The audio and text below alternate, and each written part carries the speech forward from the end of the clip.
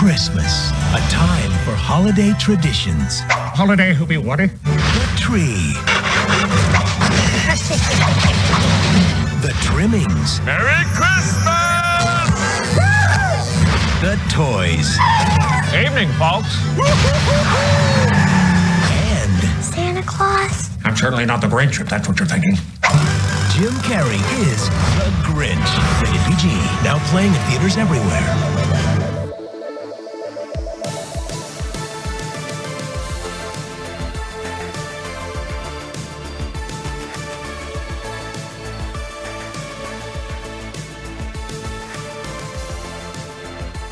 Hello, everyone, and welcome to Cinema Arcade. This is the podcast about movies, video games, and the sparks that fly when those worlds collide. This is our second week of an entire month of Christmas-related movies and games. Yay. And unfortunately, we are talking about 2000's How the Grinch Stole Christmas. My name is Steve Guntley. Who else is joining me here today? Jenny Lou Who. Jenny Lou Who is here with us. She's got gigantic teeth, but she has not grown into her nose yet. Nope. Yeah. I think I might be the most Grinch-ish person here. So You are the most anti Christmas movies. I think I might be the most anti this movie. Okay.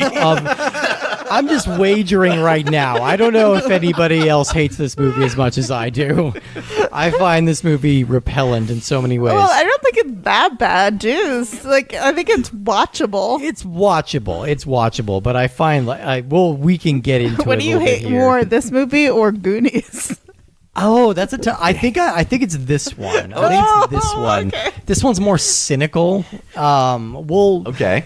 We'll get into it, but we're talking about all Christmas movies, and there's kind of no way to avoid How the Grinch Stole Christmas. It's one of the biggest Christmas properties ever made, just in terms of the Dr. Seuss creation and this movie, which was the biggest movie of its year. It's still a perennial favorite for a lot of people, mostly that are much younger than I am, I think, that grew up with this movie.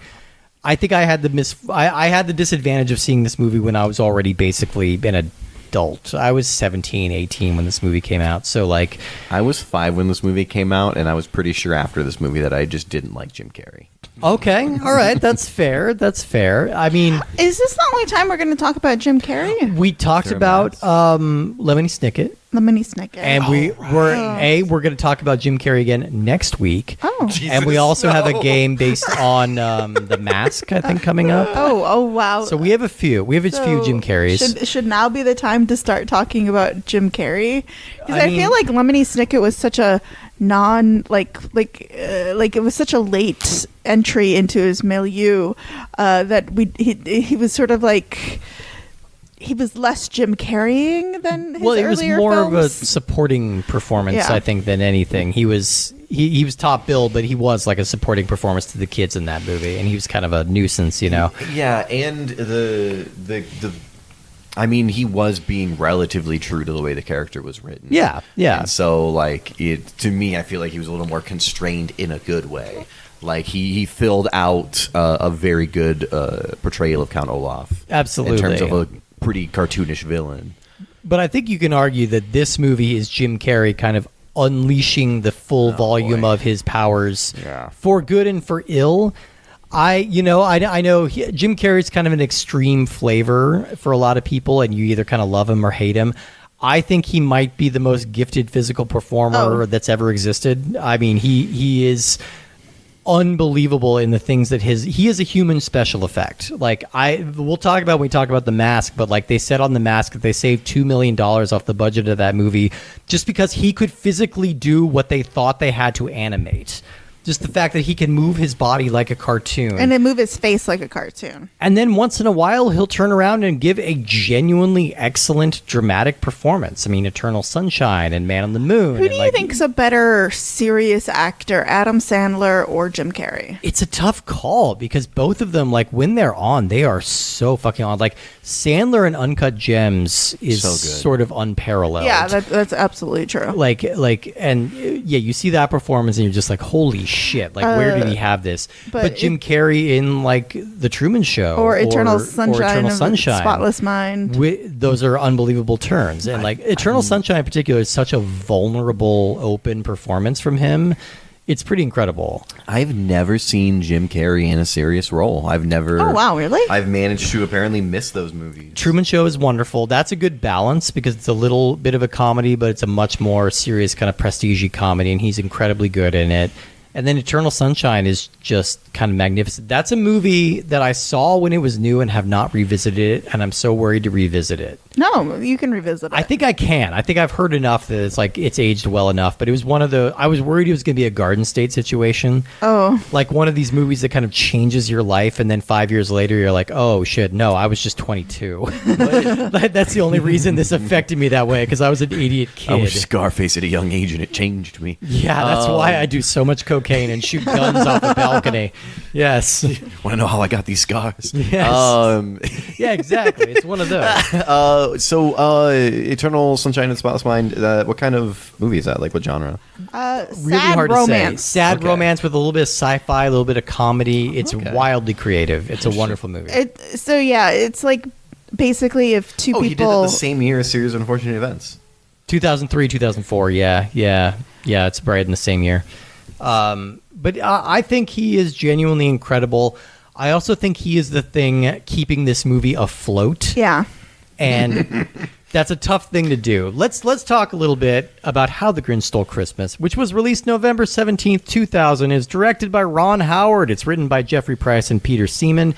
And it stars Jim Carrey, Jeffrey Tambor, Christine Baranski, Bill Irwin, Molly Shannon, Taylor Momsen, Clint Howard, Mindy Sterling. And it's narrated by Sir Anthony Hopkins. No, I didn't realize that. Yeah. Oh, yeah. Yeah. Knowing Anthony Hopkins, I think he made a good deal of money off of this movie. Yes. I really hope he did. This was the era. I think the same year he appeared in Mission Impossible 2 for, I think, literally 5 minutes, and he made like $1 million a minute. Yeah. I'm scrolling through the Wikipedia of the cast, and it says, as a note, he recorded the narration in one day. No doubt. No doubt he did. I think He's one and done to that bad boy. He probably bought a pool house that day. Like, he did great. Yeah. Now, a little bit about Theodore Geisel, a.k.a. Dr. Seuss. He wrote more than 60 children's books in his life that have become hugely important pop cultural staples. I grew up with Dr. Seuss. I mean, I'm curious, Justin, you're younger, but I assume you grew up with Dr. Seuss too? The first book that I learned how to read was Go Dog Go, which is another Dr. Seuss book. I wasn't like a Grinch person. In my household, green eggs and ham was a standard. Green eggs and ham was big. One fish, two fish, red fish, blue fish was a big one for us. My reading breakthrough was that I forced my mom to read Go Dog Go to me so much that one day I had the whole book memorized from start to finish. Yeah. And one day I was just looking at it. I was like, oh shit, these are words. These are words. It's like, oh my God. I know these. That's what's so incredible about Dr. Seuss is I think so many people to this day still have that experience. Like, this is how we discover our love of reading, you know, like there is a picture of me. My mom loves to trot out to embarrass me of, I think I'm like 2 years old. I'm in a diaper. I'm wearing big fake glasses with no lenses in them. And I'm pretending to read Cat in the Hat. She likes to trot that out to everybody. Cause she's That sounds like a classic picture, man. She's like, this is how I knew you were smart. And joke's on her. But but that was before I even needed glasses. It was something that cause my mom was like relatively involved throughout my duration of being in school until like high school, and she kind of like backed off a little bit. Yeah. But so she was always like the room mom and like PTA and stuff, or PTA adjacent. I don't think she really went to the meetings, but when I got older and I was like, I'm not reading these books. These books aren't being used for anything. Right. My mom was like, how would you feel if I donated them to your grade school? Because I can't remember the situation, but they were doing like a book drive or something. And my mom was like, these would be great for young children. And I'm like, sure. Please. So an additional thing, my grade school only did kindergarten through second grade. So it was specifically young kids who were, learning to read or just past learning to read. Very early learning. So they're really important for that demographic. And Dr. Seuss was also very protective about his work, and he didn't really license the rights out often. He was adamant that there should never be a movie, and he only grudgingly agreed to do the 1966 Chuck Jones short, How the Grinch Stole Christmas, which has become a seminal classic. I think one of the most perfect works of art I think that has ever existed is that 100%. Grinch special. That makes me so happy. We watched it immediately after watching this movie, and I'm just like, yeah, this is fucking perfect. This is exactly what you need. Boris Karloff narrated, Thurl Ravenscroft doing the songs, like amazing Chuck Jones animation. No idea who these people are, but their names are phenomenal. Boris Karloff is the original Frankenstein.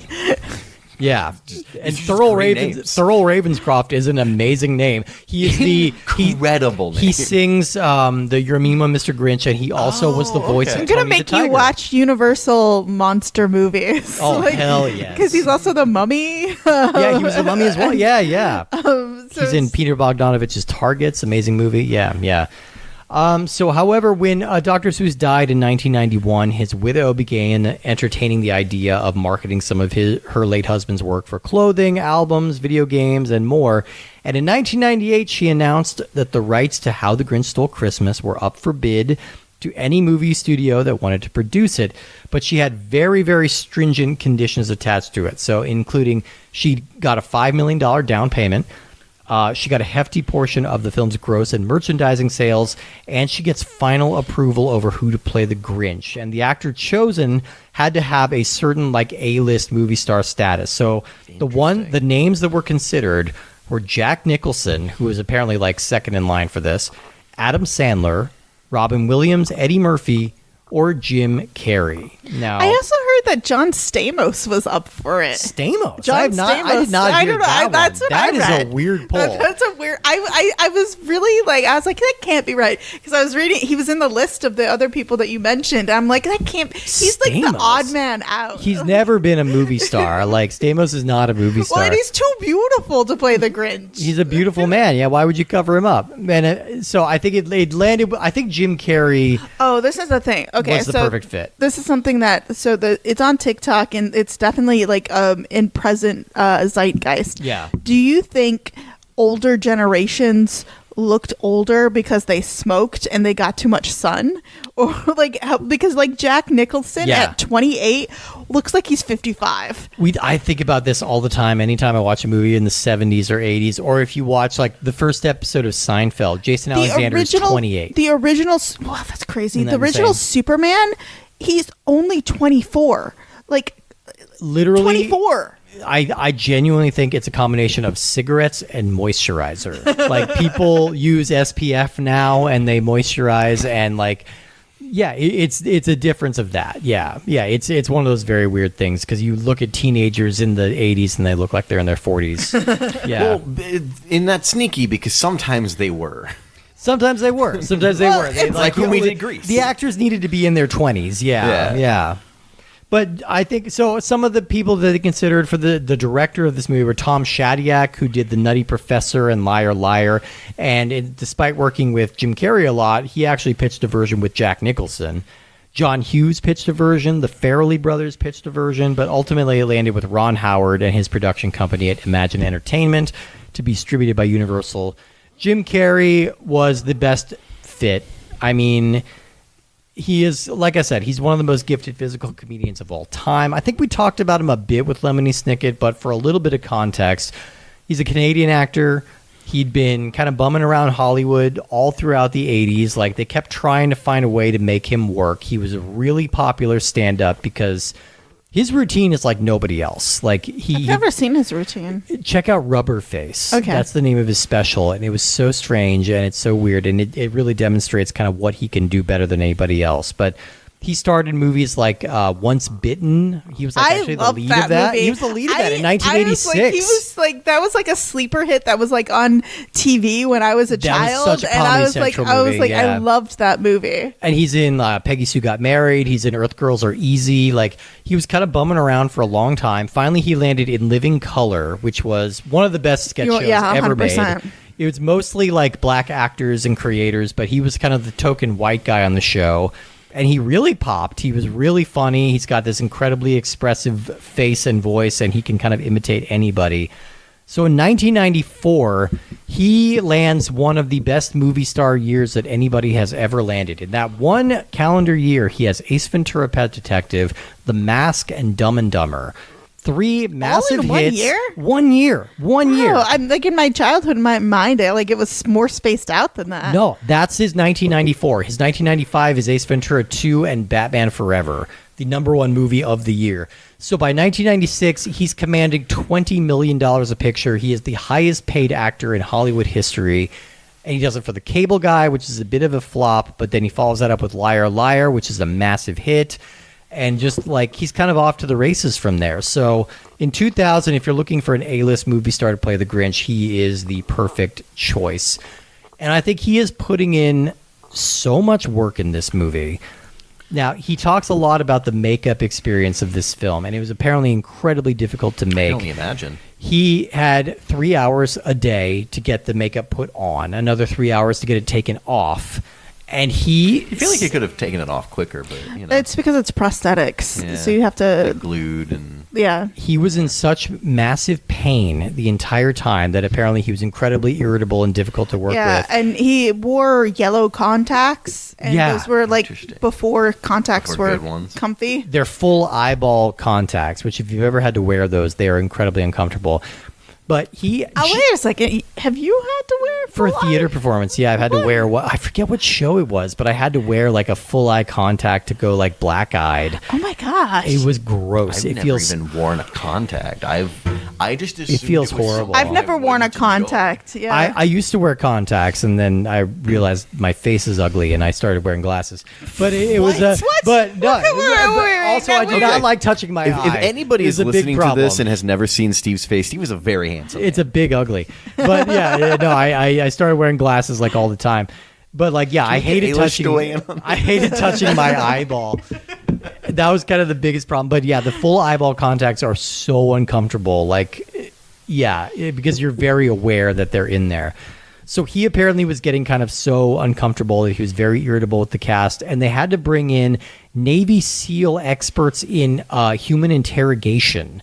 Basically, people who have withstood torture had to come in and teach Jim Carrey methods of how to sustain torture so he could play Meditation. the Grinch. It was a lot of that. It was a lot of deep breathing. It was a lot of meditation. And apparently it worked. He got a lot more pleasant to work with after that, and he was able to kind of find his groove. But he was spending weeks in this shit. Can you imagine that meeting of like, hey, our star actor, he's absolutely impossible to work with because we are torturing him every single day. Yeah. And he's not having a good time. Well, it just makes when I think about these prosthetic things, I think about going to the dentist and how like you're like, okay, the dentist will be over in 15 minutes. Yeah. And like so you can be like, okay. You can, But- you can rationalize it. You The- can make it work. But the yeah, am- you're all day in this thing. Yeah, it's like the amount of times where I've been like, I genuinely don't want to sit through this, and been like, it's going to be, I have 10 minutes total. And I cannot imagine an hour, let alone 3. I mean, Well, and and it's I will also- say the makeup effects in this are incredible. They Well- won the Oscar. It's Rick Baker, who's like the best who's ever done it, and it won an Oscar. This was it 2000, looks so amazing. it was before iPhones. Like I was. feel like Yeah. so you didn't have like your iPhone to keep you entertained. You're stuck in this thing. Yeah. I don't know if either of you saw Get the a doc. TV on a cart so you can roll it out. Did either of you see the documentary Jim and Andy? Oh, really, really good, really candid documentary about Jim Carrey's experience playing Andy Kaufman in the movie Man on the Moon, and how he went so fully method and so fully committed to it that he kind of pissed off everybody in the movie. Jim Carrey's in it, like being very candid and very honest about kind of what an asshole he was. And you get to see that's kind of where he's at. Like he's fully committing to this role, fully putting himself in it.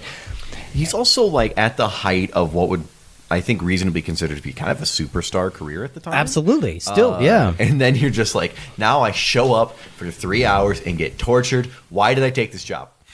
But this is not like a paycheck role. He is fully committing to it. Like this movie sort of is built around his energy. And I think this is why the movie fails for me is because he delivers, but the writing and like honest, like if someone had come to me with a Grinch movie, Yeah. that was an hour 50, I would have smacked them in the face and said, get it down to an hour and a half. cut 20 minutes off of this. 20 minutes of you it. crazy bastard. Also, why is it so horny?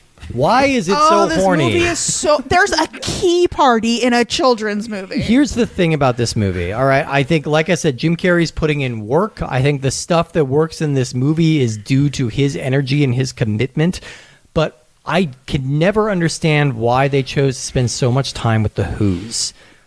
That was like the fatal mistake of this movie. I don't think that's the mistake. I think the mistake is that they're spending stupid time with the Who's. Yeah. The time they spend with the Who's is too extended. Like Cindy Lou Who is adorable. Yeah. And she like definitely like owns the screen when she's on it. But they spend so much time with Papa Who, with Brother Who, and it's just the like mayor. with the mayor. Yeah, the and, mayor's like the villain. The mayor and his relationship. Well, the mayor villain turn, like you could have cut like 15 minutes from the mayor and he'd still be a villain. You know, like Ursula is only on screen for like, I don't know, 6 minutes in Little Mermaid. And is that it? Wow, yeah. I'm kind of making that up. I think it's That's like pretty 12. close. But Yeah, like, yeah. you know, she owns the screen and you remember Ursula.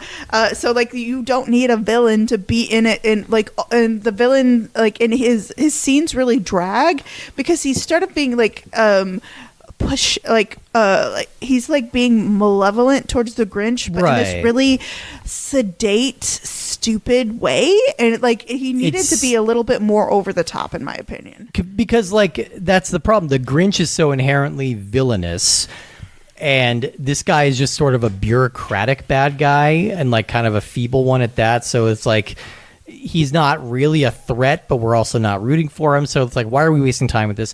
And no offense to stage and screen legend Christine Baranski, but we do not need a wealthy Real Housewives who is horny for the Grinch in this movie. We just don't need it. I don't know. I feel like, so I don't think this movie should be as horny as it is. So horny. But when it is like, when she is on the stage, like I'd be like, okay, she's horned up for the Grinch. Like I believe she's horned up for the Grinch. I don't think she's like a fake being horned up for the Grinch. She's into some freaky shit. Yeah.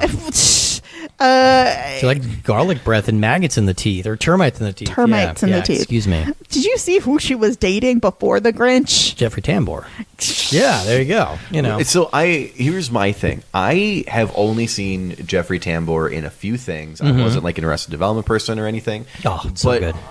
None of the roles that I've seen him in has he like really delivered. Oh, he delivers in Arrested Development. He's incredible in that. He's incredible in the Larry Sanders Show. He's incredible on Transparent, which is a show I dropped off on. He's supposedly a real jerk. He's a real dickhead, So, apparently. like- Yeah, but And you know I think he's incredibly talented From the actor. portrayals of him that I've seen, that tracks. Yeah, like he plays those characters. He's good at playing this type of role, but like we spend so much time with the Who's, and like again, we have some good actors here. Like the Papa Who is played by Bill Irwin, who is maybe the greatest clown who's ever lived. I don't know if you knew that about him. He's a really impressive physical actor and like a big stage guy, and he's kind of like one of the greatest clowns who has ever lived.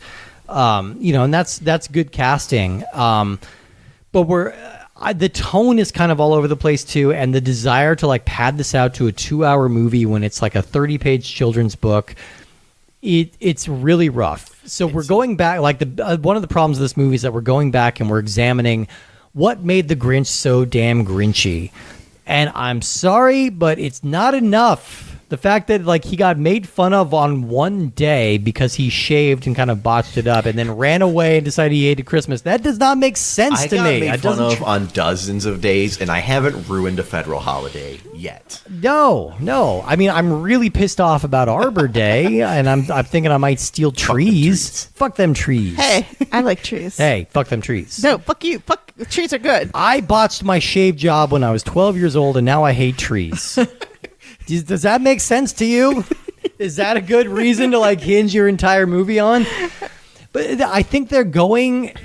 We just covered A Nightmare Before Christmas last week, and I feel like this is so going for kind of a darker Tim Burton-y kind of vibe, but it's not. Except sitting here's right. The Tim Burton vibe is usually still kind of wholesome. It is. It's aiming for a bit of a timelessness that this movie is missing. I think So I think so Tim Burton was in the running to be a director for this, but Instead, he did Planet of the Apes. What a mistake. We're gonna cover that. We're gonna cover that. I don't think I've seen it. it's such a complicated property. That's gonna be a weird one. Okay, I'm gonna preview that episode, but like we're gonna do 2 Planet of the Apes, the first one and the Tim Burton one. They both came out on the same day. The games came out on the same day. And it's the best one and the worst one. Nice. So that's an interesting cross section of the entire series. Sorry, I the 1976, 68 and 2001. Yeah, I love the original Planet of the Apes. I am a massive Planet of the Apes fan. I love the whole series. I love the except whole that series. One. Except that one. Yeah, except the Tim Burton. Oh well, no, I'm talking about the originals. The original rips. Beneath the Planet of the Apes, where they worship a nuclear bomb. Escape from the Planet of the Apes, where they go back in time. That whole series rules. What the fuck is this series? Rules. It's so good. It's so good. And then we have this modern reboot series that's incredible. It's so deep and like thoughtful. I feel bad I haven't watched them because like I know they're incredible because like I saw the commercials. You would love them. And I was like, but I had such a bad time with the Tim Burton one. Don't let that ruin the new ones for you. Truly. Okay. Because I haven't seen Kingdom yet. That's the most recent one. That's the only one I have not seen. But I've really liked the other trilogy. So the world building in the Grinch. Yes, the Grinch. So the Grinch. So I do appreciate the world building of the Whoville. Yeah. I just don't think that they spent. I don't know, like they wasted so much time, like, Yeah. and I really feel like this movie, like the remake or whatever in 2018 was Yeah. a tight 86 minutes. Which, yeah, that's the thing. Like, I saw that movie. I watched it in its entirety. I could not tell you one single thing I don't about remember it. a single thing about It it. made $500 million worldwide. It is the single most successful Christmas film of all time. That's crazy to me. Like, the Illumination movies just do crazy. But this movie was the #1 grossing film of 2000. It beat Castaway. It beat Gladiator. It beat a lot of, like, big movies. So the thing is like I personally take every single holiday movie with a grain of salt. Yes. If it comes out of the holidays, even Nosferatu, and I loved Nosferatu. Classic Christmas movie. It's a classic Christmas movie. If you Merry come out Christmas at a Christmas to you. time, everyone has to hang out with their relatives, and they have to be like, you know what everyone loves to do? Watch a movie. Yeah. So they go to a movie, and like sometimes that movie is a fantastic movie, and sometimes like it's Mufasa. Look, our Thanksgiving movie this week is going to be Food Fight. I'm very mine excited is for it. Dead Men Don't Wake Up. Dead Men. Wake Up Dead Man. Wake Up Dead the Man. Knives Out Yeah, movie. the Yeah, I'm Knives Out excited movie. for that. Oh, I literally just learned that was a thing today when I saw Very the poster, excited. and I was like, what is it streaming? Still? It's going to be on Netflix, Netflix, or- but it's also going to It's have a brief also- theatrical run. Yeah, they've got a theatrical because it's going to be an run in Oscar Austin. contender. Okay.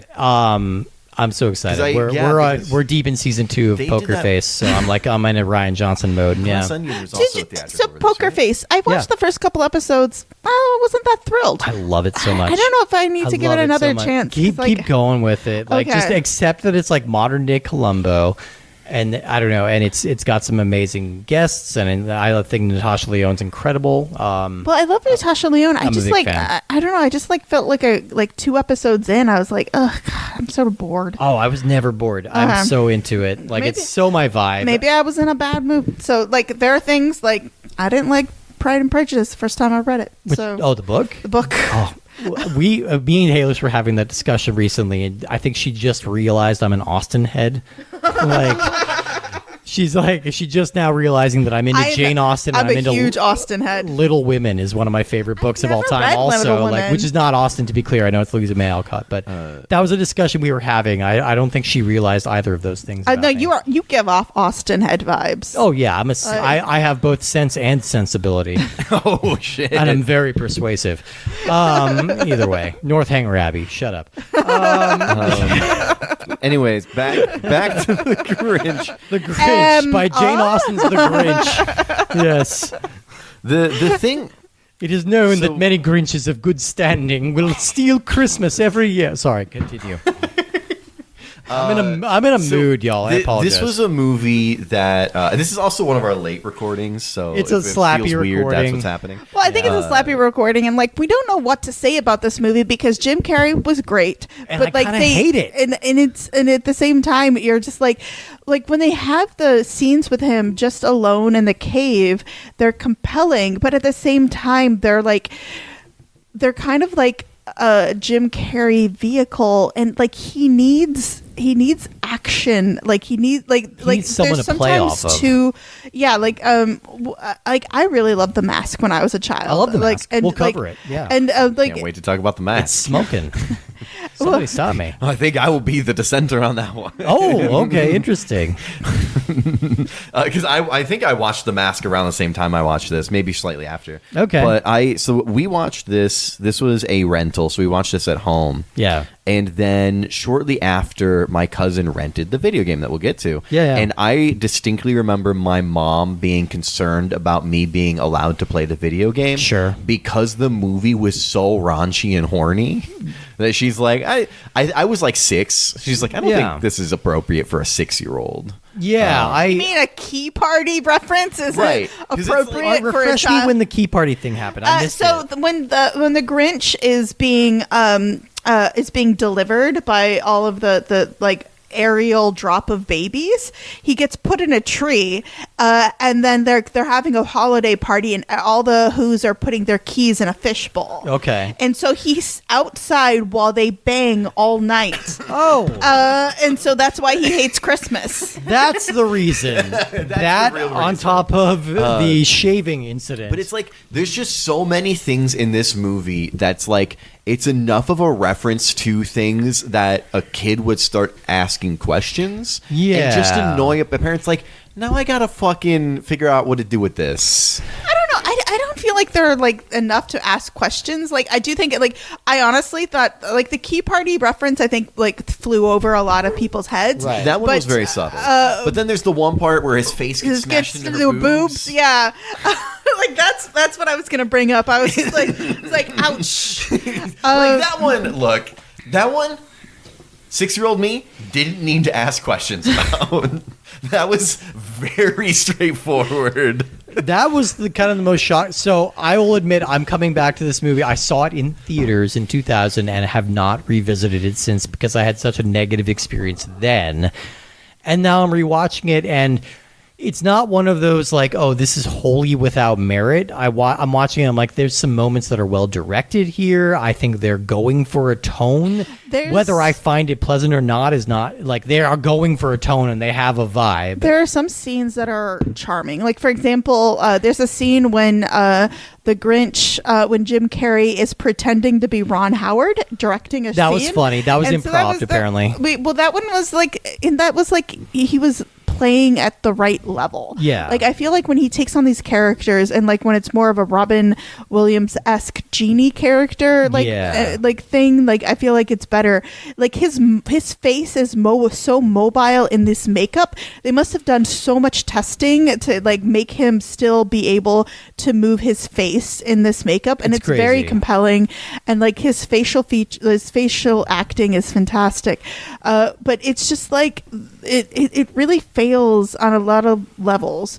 Like and I feel like we don't need a Grinch backstory. We could just No. have a Grinch who's like, there are people who just hate Christmas. You don't need a backstory. It's kind of a perfect 30-minute movie or a 30-page book because, like, he is a storybook monster. If we go too much into why he hates Christmas, you're ultimately going to be disappointed, or it's just not going to make sense. Like, I don't think the reasons enough that he was like lightly bullied as a child is enough to make him like a crazed hermit who lives in the mountains kids are and steals shitty. Christmas.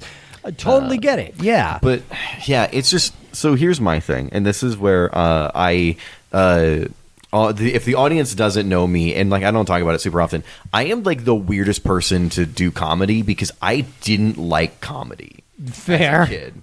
Like, I don't like Will Ferrell. I don't like Jim Carrey. A lot of, like, the things people are like, oh, this is such a funny movie. And I'm like, I didn't like it. I didn't get it. Like, that type of humor just isn't for me.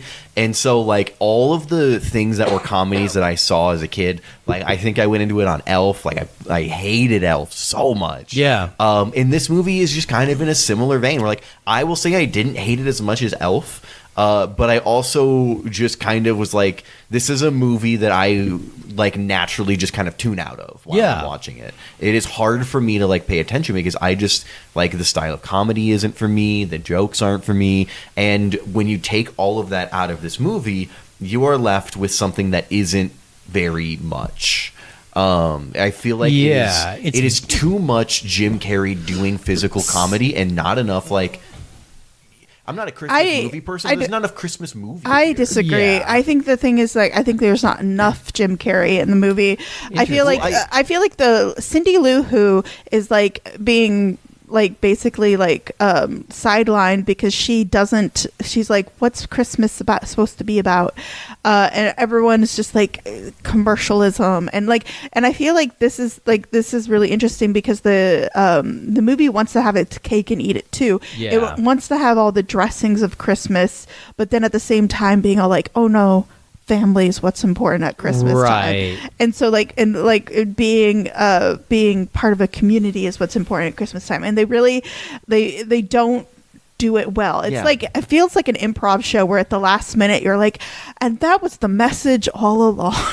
Yeah. And I think that's, you said it better than I was saying it, but like, I just assume like, I didn't enjoy Jim Carrey's performance, but that's me. Most people seem to. I know that I'm kind of the odd one out on that, but like the rest of the movie around Jim Carrey just wasn't enough. It didn't feel good enough. The performances weren't good enough. The writing didn't seem very strong either for the other characters that weren't Jim Carrey. And so ultimately you have one character who is busting his ass off trying to make this movie work. Oh, there's an unsung hero in this movie, the animal actor that portrayed Max. This is another big problem I have with this movie. Okay, like the Grinch is mean to his dog in the animated series, and it's like unpleasant. When you watch it in live action, it is animal abuse. You're using a live action animal. This is not a CGI dog. He's getting thrown around. He's getting whipped. He's getting beaten and kicked and like sworn at. Like, it's kind of unpleasant in live action. And that's sort of one of these things. Dr. Seuss has a really hard time transitioning into a live action milieu. And we'll talk about its absolute nadir, the absolute bottom of the rung when we cover Cat in the Hat, which is a game and a movie we will talk about in the future. One of the most deeply insane films that has ever been made. But it's something that just doesn't really work in live action. And like Jim Carrey is doing absolutely everything he can to sell it. But at the end of the day, I'm just not in the market for what they're selling. Like this movie is so loud and so obnoxious and so insistent upon itself. It kind of feels like it's reacting to Shrek, but this came a full year before Shrek. Like, it's this idea of like a family movie has to have like this kind of like dirty scoop. Yeah, they need to have some kind of like dirty modern references to sneak in for parents so everybody can go, oh, I see what you're doing there. Like the Key Party thing, or like the Christine Baranski being attracted to the Grinch thing. But then they just shove his head right into her tits. They just do it. It's just like... And it's such a kind of cynically phrased or framed movie that when we get to the big sort of emotional payoff of him discovering he loves the Who's in Christmas, I didn't buy it at all. Yeah. No, I didn't buy it at all. I didn't buy it. It felt so insincere. It felt so like hamstrung. And like I commend them for committing to the Grinch being so unpleasant for so long in the movie. Think as soon as the Grinch returns to Whoville with the gifts, they immediately tone Jim Carrey down so much.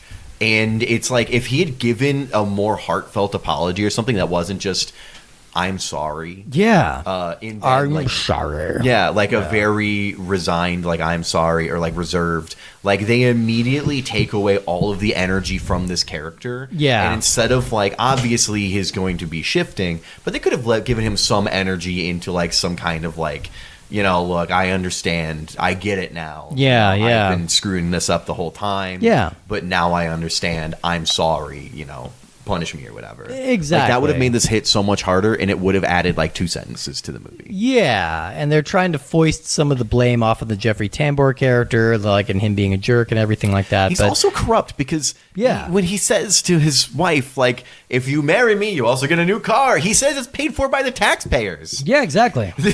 What?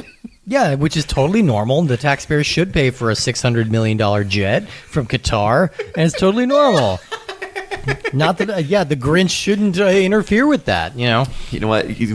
We should give him an airbase. That's what we should do. So the Grinch is the Democrats in this But movie. before we moved on from it quickly, but don't you think Max is like a really good character in the show? Like, I really like his Max character. is adorable. I Max wish there is was adorable. a better relationship between him. I think that would have been more fun Well, I to feel watch like Jim that- Carrey bounce off a dog I feel like than in Jim this Carrey bounce off a wall. in the sequel they definitely have a better relationship, or in the remake. There is a moment in this movie that makes me genuinely laugh, which is when the Grinch is going through his calendar and saying, like, stare to the abyss, dinner with myself, I can't cancel that again. Like, that's a funny bit, and I think it's committing well to it. Like, but it's weird. Like, I clocked it. I think it takes 55 minutes before we get to the plot of How the Grinch Stole Christmas. Yeah. Before he starts actually plotting how to steal Christmas. And that segment of it is 30 minutes of the movie, and then that ends, and there's 30 more minutes of the movie still left. Yeah. And it's like, what are we doing? Like, his heart grows 2 sizes, and then we have 30 more minutes. Saving time for the sick ass motorcycle race. We need some extreme sports going No, that on. was Like, just in the game and not in the movie. At Well, all. though, It in the could have movie there been. is extreme sports. They slay the sleigh that somehow was easily rocket the night before. Rocket powered flying sleigh now. Yeah. Now goes down to the mountain while he is water skiing behind the He's like the snow- wakeboarding, kind wakeboarding. of. Yeah, but like- you can't have a 2000s family movie without inserting some extreme It sports was in there. so weird because like they don't swear up until he says like Bitchin'. the powder is bitchin'. Yeah, And you're just like, yeah. Why? Yeah. This is the last like 15 minutes of the movie.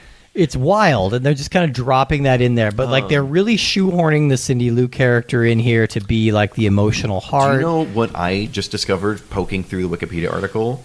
The guy who played the younger Grinch was he was 18 at the time. He suffered from dwarfism, and he actually passed away 2 years later. I believe, if I'm not mistaken, he's the little boy from the movie Simon Birch, who Jim Carrey was in. He was in that movie playing kind of like in a cameo. Not listed directly in his Wikipedia film. I might be incorrect, So- but I think like I'm wrong, but I'm not sure. I might be incorrect, but yeah, What's the yeah. movie called? It's called Simon Birch. I'm curious if it's the same kid. It may not be the same kid, but I think, yeah. Well, it's. I feel like the kid flashback is just so like. I don't know. It feels unnecessarily to the story. Yeah. But the actors and the child actors did a really good job. But at the same time, it's just like I just don't know whether or not like we really need the backstory of the Grinch. I feel like that's for me personally for a lot of villainy. I really don't feel like we need a backstory to the villains. This is a weird comparison to make, but it's like when they rebooted Texas Chainsaw Massacre or Halloween, and they go back and we show that they're actually traumatized children, and that's why they are the way they are. And I'm like, this doesn't really enhance my experience at all. To a certain degree, part of the fear is not knowing why they are the way they are. Exactly. And I'm not saying the Grinch is a character that scares me, and I'm not saying I check for the Grinch under my bed every night, and this is you guys making these complaints, and it's specious, and it doesn't make any sense. You do hate the color green. Ah! Don't say that. No, I'm kidding. No, but it is kind of a similar thing. If you explain a boogeyman away too much, then it kind of lessens the effect, you know? And the Grinch is just such a simple storybook character that giving him this dimension, especially when it's kind of half-assed, doesn't really enhance anything for me. Clearly, this is the best written film of all time. Obviously, it's very written. Speaking of poorly written. Are we talking about the game here? The game. All right. Wowzers. Now, we talked about the video game is just called The Grinch. It came out the same week, November 17th, 2000. It's on the PS1 and the Dreamcast, which is what we attempted to play it on. Now, this is going to give... We're going to give a couple of elder millennials some angry flashbacks here because in order to play our Dreamcast copy of this game, I had to physically hold the cover down on top of the Dreamcast so that the disc would read. It made a loud scraping sound the entire time. I tried to stack candles and game cases on it to get it to hold down, and it wouldn't work. It looked like it would work, and then the next time it had to load, it was just like, nah, fuck you, we're done. It was a real coin flip every time like the game started loading, whether or not it was going to come back or not. So we eventually did switch to a Let's Play. So apologies to everybody. We really do try and play every game, and we played a little bit of it. I think I might be the only one who played it. I think Steve you did were a little bit. I did, and then I briefly, realized this I needed to be on cover holding duty. I was pitting it down under two candles, which were like holding it shut. Needs an assist on this one. It was crazy. It's so because again, I was a Sony family, and like my family was Sony. My cousins were like Nintendo, like they had a GameCube, Nintendo 64, yeah, and eventually a GameCube, and then they shifted to Xbox. And so like I only knew one person with a Dreamcast, and I only saw that Dreamcast once. Yeah, and it was like one night I was staying at a cousin's house I usually didn't hang out with. And we played Dreamcast, and that was it. So learning the fact that the Dreamcast was apparently the most problematic of the consoles, because at least with a Nintendo 64, you could just blow on it. Yeah. Well, that's like, I know people say that's not a thing that actually works, but yeah, it actually did work. Everyone did it. Everyone did it. Like it worked for everyone. And weirdly enough, the game didn't work before and it did after, so I don't know what to say. The actual trick, if you're a nerd out there, is to take some isopropyl rubbing alcohol with a 95% value and like take a cotton swab and just like scrub the disc. It works, or scrub the cartridge. It works really well on everything from NES to Nintendo 64. I recommend that. If you ever need to redo the thermal paste in your computer's CPU, that's also a great way to do it. This is one of my nerdier hobbies that I ever had, but I used to restore NES cartridges. Like I would take the really damaged looking ones, and all you really need is like a rubber eraser, a little isopropyl rubbing alcohol, and a couple of like special tools to get it open. But I used to fix a lot of them. I thought you were a nerd before. Now, welcome to my world. Welcome to my world. I made money in high school by assembling computers for people. So this is why I was a virgin until earlier today. When we all three when you together. watched the Grinch, when I watched the Grinch what a key party. I threw my key in the bowl of the Grinch. What will happen? Oh, I'll get a pinch. Yeah.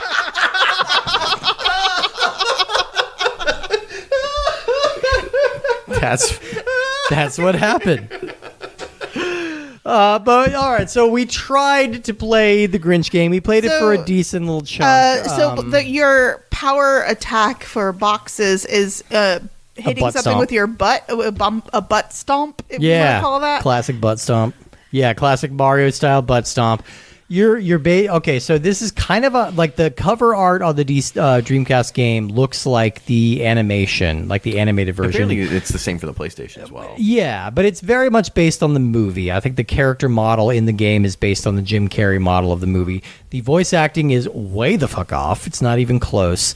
And the game is basically allowing you to explore Whoville. You're trying to destroy a bunch of presents and recover the blueprints for your evil Christmas stealing plan. And of course, graffiti the mayor's pictures. You got to graffiti the mayor's picture. You got to break a bunch of presents open, and every time you break presents open, it builds up your score, and you can unlock certain rooms for mini games and things like that.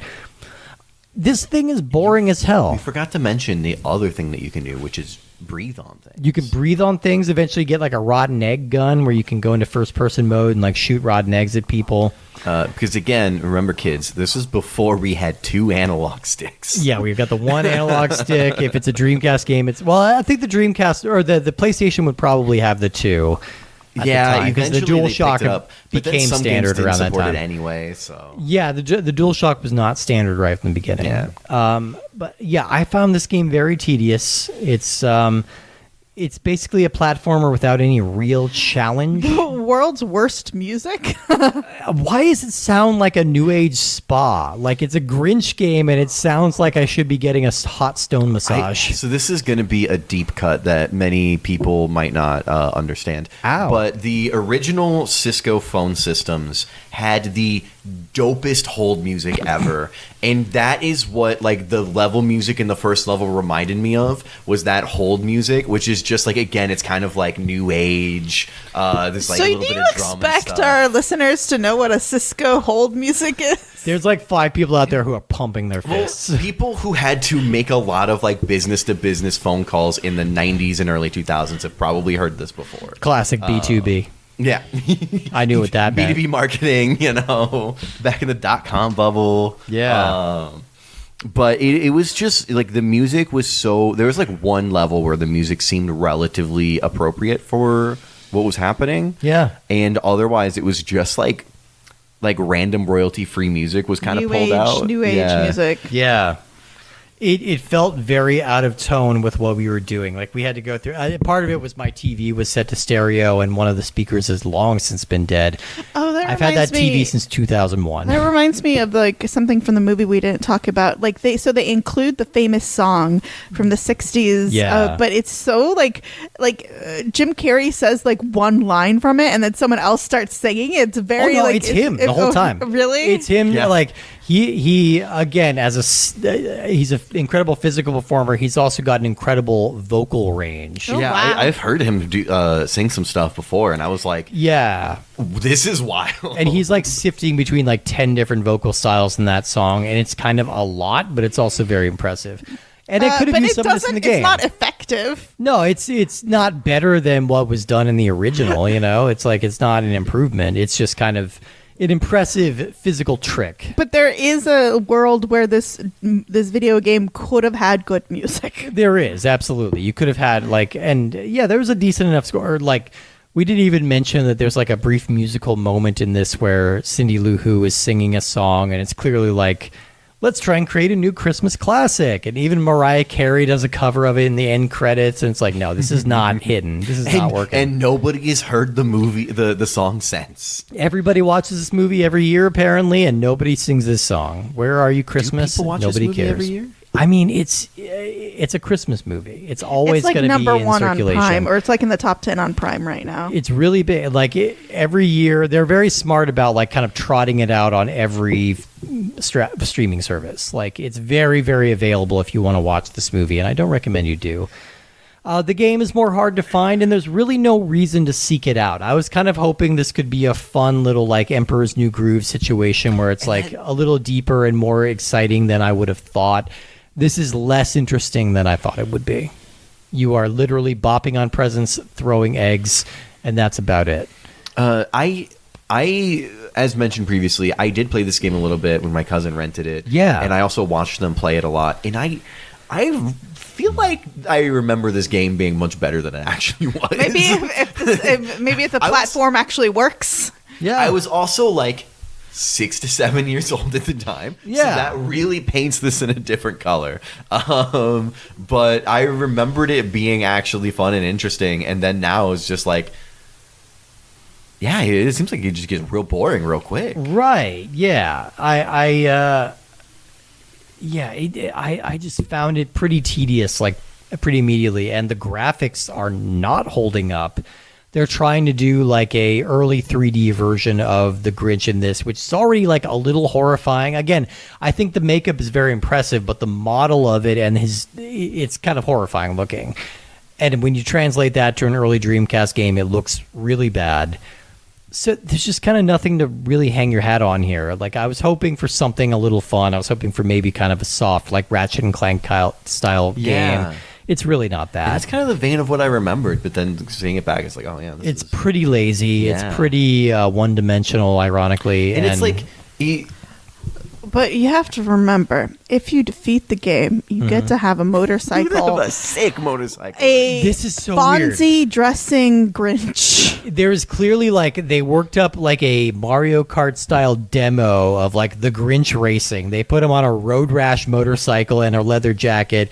And the very end of the game, there's no boss battle, there's no anything like that. You just have to like beat this level of Mario Kart, like a bad Mario Kart. It seems basically to start off like a race, but then as the laps progress, there's like police intervention happening. There's police in Whoville. Like, what is this? It's so out of left field, and it's also clearly like, oh, the developers were fucking around. They came up with like, maybe this will be a future like Garfield racing game or something, but it's. Or it could have been, what was the Konami racing game at the time? Konami Crazy Racers? I think that was the big one. Yeah. Yeah, you weren't alive yet. Yeah. But there were early like PS1 like Konami racing games. Yeah. They had like Castlevania and Bomberman characters and stuff. Yeah, I miss most of those properties. Yeah, I think it was kind of building off of that. But it's, it's were nothing games, to hang your hat on. Like, Spyro was so good with minigames. Yeah. Like, that shit was great. And and we played, you missed it, but we played Emperor's New Groove recently, and that was kind of a Spyro knockoff, and it had a lot of, like, mini games, a lot of different game modes. You know, you would shift into a kart racer and then back into a platformer, and, like, it had stuff like that. It felt like Spyro. Man, I missed out. This did not. This did not feel like it had any of that juice. Yeah, no, it's just, wild. I don't think much more can be said. I think... Well, are we ready to... J-Man for a while was just kind of sitting there like, there's nothing here. There's nothing more. There we genuinely isn't. Yeah, it's one of those games. There's just nothing to it. Let's move on to our rankings. This is a good movie, good game, bad movie, bad game, or some mixture in between. Justin, you're the Grinchiest of us. Why don't you start us off? Bad movie, bad game? There it is, a double B. A double B, yeah. Nothing more to say. Yeah. J-Ben, where are you coming down? I think this is a Christmas movie. That doesn't tell us anything. It's a Wonderful Life is a Christmas movie. Yeah, but like there are like Die Hard's a Christmas movie. Yeah, I know, but this is like you could put this movie on whilst there's 12 people in your living room, and all of you would be like, okay, fine, whatever. It's like the lowest common denominator Christmas movie as opposed to a Christmas classic. So that's why when I say it's a Christmas movie, it is a quantifiable like thing, but it's not a Christmas classic. You're overhearing it in the background while your uncle is telling you about his various illnesses. That's the kind of movie this is. I fall asleep during this one, that's for sure. And I think this is a bad game. Yeah, I'm with you. I think, bad movie, bad game. I'm going to keep it kind of simple. I think it's a real misunderstanding of what people like about the property. I think it's a very lazy game. I don't think the movie's lazy. I think it's just ill-conceived, like just from the very get-go. Academy Award winning movie. Academy Award winning. It was what all did they win? It won makeup, Just makeup, and it was nominated for visual effects and production design. Okay, so like who won visual effects and production design that year? I think Gladiator won both of those. I might be wrong, but like Gladiator definitely got production design. Yeah. Yeah, because if it was nominated for anything else, I would have been annoyed. Yeah, that was a big year for Gladiator. But like, it's and this game is just kind of lazy and tossed off, and like doesn't really justify its existence beyond like a very basic platformer. So, didn't really hit for me. But guess what, you guys? We've got more opportunities to talk about Jim Carrey Christmas movies next week. We're talking about The Christmas Carol, 2009's adaptation of A Christmas Carol, the Robert Zemeckis movie. I'm super curious about what I'm going to think of this movie because I am a little bit partial to Christmas Carol remakes. I've seen, 20. But you haven't seen this one. You haven't seen this one. Okay. Is Christmas Carol the one with Scrooge? Yes. Okay. Yes. We're watching the 2009 Robert Zemeckis version. We remember him from directing Polar Express. That's our last Christmas movie that we talked about, but this is using the same style of motion capture animation. So it's a lot. I'm excited to talk about it. This game is really, really fucking weird. And so I'm excited to get into it. So, and it's a classic timeless Christmas story coming out the week right before Christmas. So I hope everybody enjoys. We will talk about that next week. 2009's A Christmas Carol. Thank you, everybody, and a Merry Grinchmas to you all.